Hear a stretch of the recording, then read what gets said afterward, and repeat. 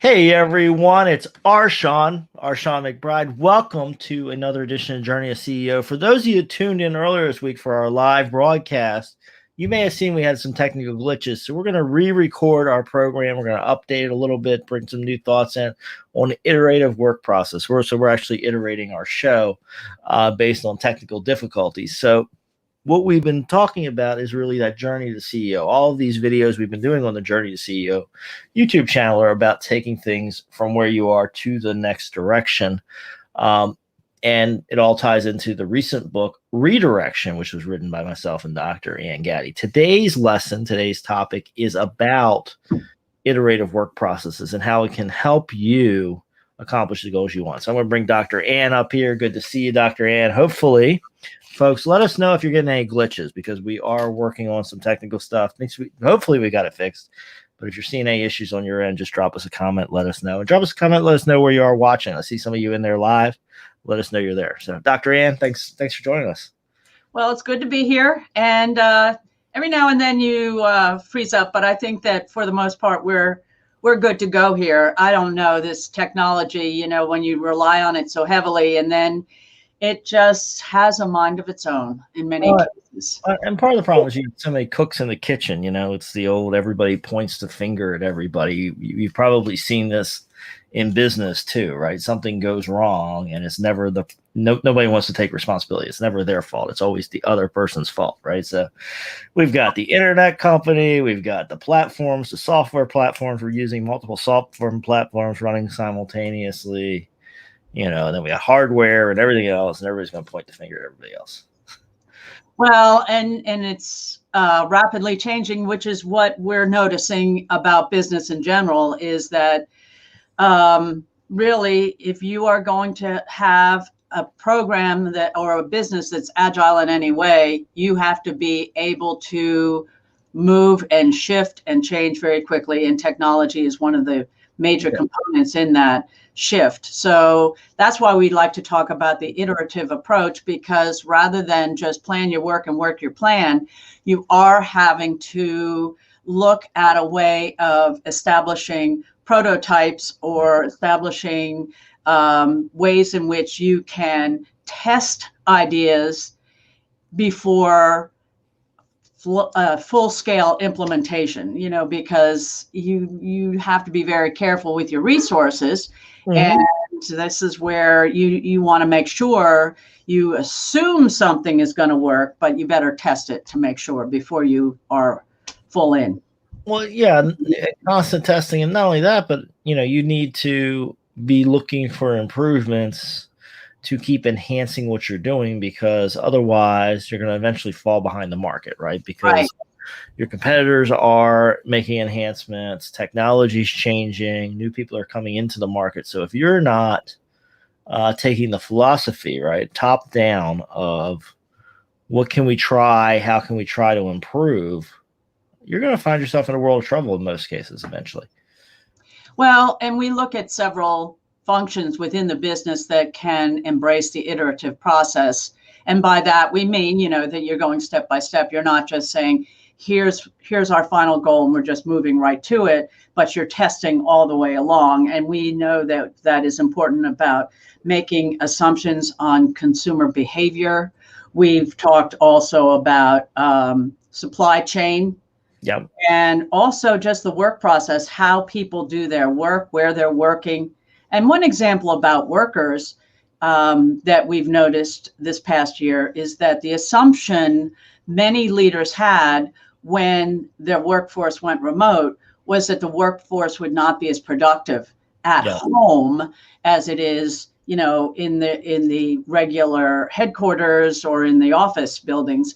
And yet they found the assumption to be false, that people actually were a lot more productive in many ways working from home. So that's where you need to test the waters as you're going along, rather than just saying, okay, we're going to make decisions based on our assumptions, whether or not those assumptions are correct or not. Yeah, I've been hearing from a lot of companies also, work from home obviously changes the workflow, right? I mean, you can't just hand a file across across the office to your coworker, right? You work on the file for a while, then you put your notes on, you carry the file down the hall to your coworker. Right. Mail flows differently. So the work from home, even though, for many we're a year into it, a lot of people started using it about the beginning of the pandemic on a larger scale. There's a lot of opportunity here to look for change and to try new changes and to iterate into becoming more efficient, right? So is your flow working? Is it appropriate for work from home? What can you change in how you've been doing things in the past to make it better for work from home? These are the types of things I think a lot of companies could benefit from. Right, right. And you had talked before about supply chain that we need to test and make certain that people are using the best system to get the goods they need to produce their products. And that has shifted this year too. Oh yeah, I mean, I think I was never a big fan of it, for a long time, but a lot of people were deep into these deep customer vendor partnerships where you would, basically find one vendor and you would build this deep relationship with them. But I think the pandemic has shown us that that's a very risky strategy. And there's got to be a lot of diligence and a lot of thought that goes into that because a lot of companies, a lot of businesses got caught because their vendor couldn't provide some good or service they needed, and then the whole chain breaks, right? Because your chain of delivery is only as good as your weakest link. Right. And if you're using one vendor for every link, if any link breaks, you are stopped until you come up with a solution, and that's a very risky prospect for a business. Well, and I was talking to an IT professional yesterday who said right now, if you're buying computers, they're at a premium. They're expensive, more expensive than usual. Yeah. If you're having to replace computers because of the parts and because things were so backlogged for so long. So yes, that's something that, I have another client who actually distributes and installs hot tubs, and they were several months out because of that. Well, and I was talking to somebody, and I still don't fully understand how this is going to flow through all the way. But lumber prices are at a super premium right now. I mean, a piece of plywood that may have cost $7 or $8 a year ago in many parts of the country is now costing $50 or $60. And so when you take that, the 2x4s, et cetera, we're talking about that industry. You may start having to design houses with different materials. Yeah. By the way, here, this is Beretta who's joining us. Beretta and I wrote a book, Leadership Unleashed, A Great Dane's Wisdom for the Business World. So he's 11 years old, and he's been a therapy dog for 9. So we've learned a lot of lessons about teamwork. Yeah, we got a viewer here from Madagascar, so I always enjoy our international viewers. Thanks for tuning in. And I mean, there are opportunities still around the world, right? So we need to reach out and partner. We're not saying not to partner with people. I think it's very strong. Let's have alternatives. Big fan of business partnerships. Just you have to be very careful if you're going to exclusively partner with one person. You need to really evaluate that relationship all the way through. Right. And make sure you understand it. But you should partner potentially with multiple people, right? Don't put all your eggs in one basket, as they say, and diversify and make sure that you're protected. And that's where you're testing your different supply chains. And that's, I think, one of the things that we like to say is that, as you built your business, you had a plan and then, but you've also, some things work and some things don't. And that's why I say that it's very important for the workforce to have the freedom to try new things and not be, when things go wrong, if they don't work out, that's okay, because otherwise you're not taking any risk and you're not going to be able to find opportunities that might arise. And that's why the iterative process also, we think, is so important. Right. And you've got to put it in culturally. And I think that's the important part. A lot of businesses miss that, right? They say, yeah, we want to improve. We want to get better. And then they immediately jump on the backs of employees for being inefficient, right? Your employees trying a new way of doing things. They're testing something different. They're trying a new workflow. They're not going to be as efficient in the immediate term because they are testing. They are making things stronger, perhaps finding great efficiencies that they can be rolled out throughout your company. You got to come with a culture that says, okay, we got to make the room to test, because otherwise employees are going to say, why am I going to take the risk to be the innovator if I'm going to be held to an impossible standard. Right, right. Or actually, the company doesn't realize that even when things don't go well and you make a mistake or things don't work out and you have to pivot and go a different direction, you still learned from it. So that becomes a learning opportunity. And that's what I've always said. And that's part of this iterative process, is that you're learning continuously as you're going along. And that gives you better, more informed decisions. Right. Yeah. I mean, they always say Edison, like, he always would say, I learned 9,000 different ways not to make a light bulb, right? Trying this material, try that material, whatever the case might be. That's like overnight success. That's like overnight success. Really isn't overnight.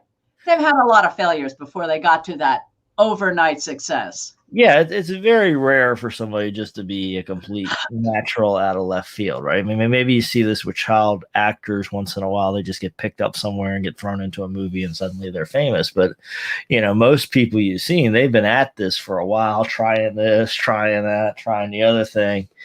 And then one day, something clicks and it all comes together. But it's that they've learned and they have all these experiences along the way that help them inform and make those decisions. Right. And, it's the old saying too. And I challenge you to think about this when you're talking to your employees, when you're thinking about how you're running your business. People will sometimes ask, do you have 20 years experience or do you have 1 year's experience 20 times? Oh, right? Yeah, that's a good one. Yeah. Because a lot of people just keep repeating. And are your employees just coming in and doing the same job that they're doing in 2019 and 2020 and 2021? Or are they looking for ways to improve and get better and grow and provide better service to your customers and work more efficiently? We should be encouraging people on that scale of, evolving over time rather than just saying, hey, we got a process that works. Let's just keep doing it. There is something to be said for processes and consistency, but while as much as you like processes, you also want to test those processes regularly to make sure that they are the most efficient and the best processes. Well, if you're not testing, that's a sure way to fall behind, really, and you're not going to be competitive over the long term. So and we talked about technology, right? And I think that's it. Years ago, this has been several years now, but I mean, still in maybe around 2015, another lawyer came to me and they said, hey, I've got a merger going on and we're working with a company and all of their processes are in paper. They didn't have a computer. Wow. They were manufacturing and they were still like sending slips of paper around the factory to manufacture the goods. They would get an order, it would go and they would send it to a processing department. And it was like actually routed, all the accounting, everything was on paper. They didn't have a computer. Wow. In 2015. And so there's a company, I mean, they obviously kept making money enough that they could sell the business, but man, if somebody they went in there, that next owner went in and was able to computerize everything and digitalize everything. Yeah, suddenly now you knew where your inventory was, you knew where things were going, you knew what was working, what wasn't working, where your problems were. I mean, there you talk about a company where you do a simple systems integration and boom, massive efficiency increase. But nobody said, hey, well, why don't we talk about putting a computer system in, which, for us seems basic, but there was a huge missed opportunity for that company for many, many years. Yeah. Yeah. And similarly, not on that scale, but for all of us, there's new software coming out. There's new technology in all of our businesses. We've got to stay tuned in because I can guarantee you most of your competitors are tuned in. Yeah. Well, that's where, the way you use your teams, the way you are using technology, the way you're communicating, all of those things are part of being an agile organization. So, without them, you are not going to be existing for very long in this competitive environment. And as CEOs and leaders, we can only do so much, right? We got to build this in our entire team. We can't be the only ones that are looking for better ways to do things. We need everybody, top management, middle management, line level employees, all being part of this conversation of what can we do better? Well, I think with the change in teams as well, the way that teams are formed and structured, you're going to see that you're not going to have as hierarchical an approach to your organization chart anymore. I think it's going to be more circular. I think that it's going to be also a situation where you have people who might be itinerants who are working with one team on one project and another team on another project. So it's not so static in the way that the organization is formed, and that that has issues about communication, and that I think is something that we need Shawn to be talking about, is how people are communicating differently now. As you said, remote, and how things, even lawyers, how are they working with their clients remotely? Oh yeah, I mean, the cross-functional thing I think is critically important, right? Throughout our companies, we need to move the best people around for the best projects, get the right people in the right seats, as they used to say. And that's no longer just you stay in this department and do your job. It's like bring your expertise and knowledge to a cross-functional team that can look at how everything's working together. Yeah. Figure out how you can change things, right? Don't just say this is the way we do things in the accounting department, or this is the way we do things in manufacturing, right? How can you all work together to make it work better for the entire team? Right. Well, and are the teams all working towards the same trajectory and goals and vision?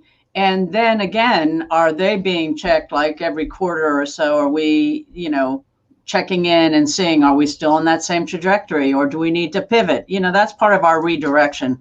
We do talk about pivoting, and we do talk about ways in which companies have to continually monitor the landscape and what's going on out there in the marketing of their products and where things are moving.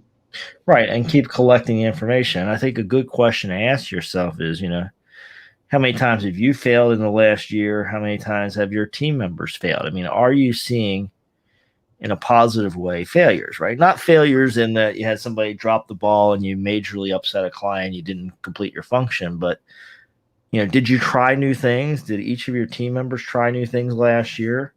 And what opportunities were open because of that? Right. Well, that's the thing. If you don't test, you're going to get that kind of complacency. And yes, you can fall into a rhythm of everything's fine. You can be, we talk about a lot on the show, you can be Blockbuster or Kodak, right? You can just keep doing the same thing over and over and over again. And you'll be out of business. And the market no longer needs what you're doing, right? You're out of business. So you're out of business, right? You're really good at what you're doing, but nobody needs what you're doing, right? I mean, you're the best horse and buggy manufacturer in the world, but there's only a limited number of horse and buggies that are needed in 2021. And they sure don't need buggy whips anymore. No, exactly. So I think it's a philosophical thing, and I think redirection, as we've talked about our book, is it's a great opportunity. The fact that so much has changed when we talk about finding opportunities, we're in a fluid market. I mean, everybody got disrupted last year. You're disrupted too. This is a great opportunity to start saying, hey, we had to make a lot of changes. We patched some things together. It's probably working to some extent, but how can we go in here and start making this better? This is a great opportunity for right. And look at it in that way. Don't look at it as how can we get back to what we were doing before? And we're, the new normal is a term that is overused in my opinion, but I do think we need to have a fresh look. This gives you an opportunity to make change that you might not have made because my dog, I think, wants to go outside, but I'll take him out in a little bit. Yeah, we'll just. But this is a good time to make change that you might not have because people are so used to status quo. And right. I think another area that people will be testing and are testing is the use of office space. Mm-hmm. And do we need all these offices? Is this an expense we can get away from?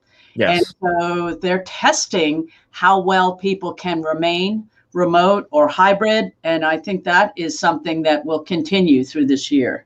Oh, yeah. There's a lot of things to be tested off. Office space being one. Physical mail is another one, right? I mean, do we need to actually be sending paper back and forth, or can we, even bring in more, online forms or scanning or other things? I mean, you can buy a really nice scanner, $400 or $500, and then you avoid all the postage and all the things going back and forth. Plus, you speed the processes up, right? This is the time to question your process flows. Right. Like you say, Dr. Ann, it's not to go back to where you used to be. We're not trying to replicate where we were 2 years ago. What we want to do is connect to the future. Where do we need to be? Where's it going? Connect to where it's going to go rather than where it is right now as well.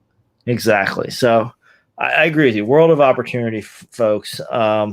Check out our book, Redirection. We talk a lot about opportunity and using the redirection as part of our Entrepreneur CEO series. There'll be more books coming, and you can get Redirection on Amazon. It's a great resource. I also want to encourage people to get onto our email list. So let me get that link up there for folks as we wrap up here. But yeah, I mean, go out and start thinking in an opportunity mindset. How do I make things better from where I'm at? Yeah. And one final thing I will say, Shawn's coming to you from Florida. I'm coming to you from Pennsylvania. Also look around and see how different people are, or how your companies in different geographic locations are doing things, because that's another way of informing one another. And I think that the way we do things in Pennsylvania may be a little differently than the way things are down in Florida. So I think it's good to keep up with your colleagues all over, just not in your community. Well, yeah, and I think that's a huge lesson just generally, right? So if you look at business innovation, as I pop up the link for the email list. If you're not on our email list, follow that link that you'll find in the chat boxes, whichever platform you're watching on. But people learn from either similar businesses, other geographies, or other industries. That's where most of your innovation comes from. Very little of it comes from somebody just coming up with something brand new one day. Usually what they do is they go and say, oh, well, look at what they're doing in the other industry. I can use that in my industry. Right. So do some of that. Look around, talk to other business owners. And that's part of the community we'll be building around Entrepreneur CEOs, bring people together from different industries. Right. And that's what I think we're trying to do. And, I think we want to have master classes and masterminds, and we might even have Bretta come in from time to time. There you go. Where we can share things across industries and across regions. And that is where you get the nurturing, and you get new ideas that can be, new ideas planted, seeds planted that then grow and become new revenue streams in many cases. Absolutely. All right, folks, subscribe to the Journey to CEO channel. We'll be back with you again soon. You typically do these Wednesday mornings, 10 a.m. Eastern, although we vary that a little bit because Dr. Ann and myself get called off to different projects and things. But mark your calendars, Wednesdays, 10 a.m. Eastern. You'll often pick up one of these. Otherwise, you can just go over to the Journey to CEO YouTube channel, watch some historical videos. Pat yourself on the back for doing the hard work, and we'll see you guys again soon. Thanks for tuning in, everybody. Thanks, guys.